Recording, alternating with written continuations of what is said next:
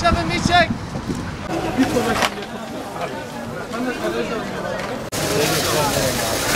Nerenin kengir abi?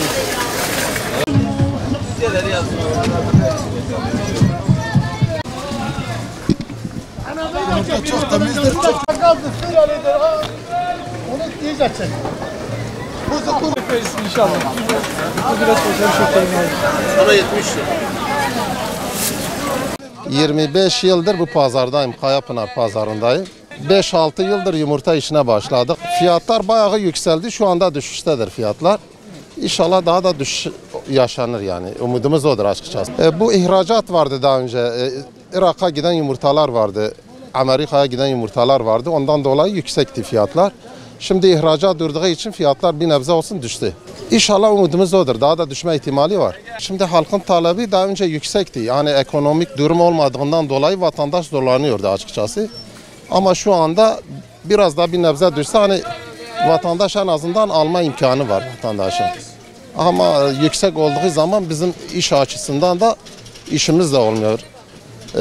Yani piyasada durgunluk oluyor. Yüksek fiyatlar yüksek olduğu için.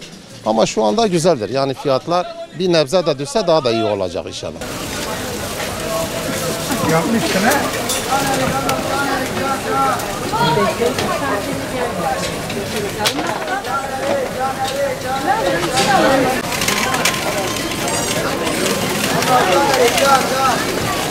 مشخراتنا فدرة دياربكر بوب 12-13 سال مشخرة فدرة شغلن إيش ما شكر خديرة قولي شو جيشت السدي إخراجات شو أمريكا شو إيران شو عراقي حال حظر إخراجات سكنيا نا شكر خديرة قريبة قريا يوزو تزا يوز قرقة يوز اللي أم دفروشنا جازن مرسلة يوز يتمش بو جيشت يوز 90 ديسا قريبة قريا يوز اللي يوز قرق مليون الحمد لله ناني ما درت كيف شكر خديرة درما ملت يعني بري وقتك وبهابو ملت فقير نكون بقرطة تهاتن حبان دقرتن دهاتن حبا دقرتن نا ملت قوليان دقري كشكي 6 مليون 4 مليون كيم بو نا ملت قوليان دقري بري دهاتن دقود ده حبيك بدم ما بانسي حبيك دم دي والله يواني حبا ويشاش منو حف منو در باسكر نا حال حاضر ملت قولي دبي يارن دبي تد قولي دبي يعني ملت ميزاري خو عيش دكيفري منها مالي ما داملي قول لغا برای مروه 150 قولی دفروش ما نه ما گیان 3 قولیه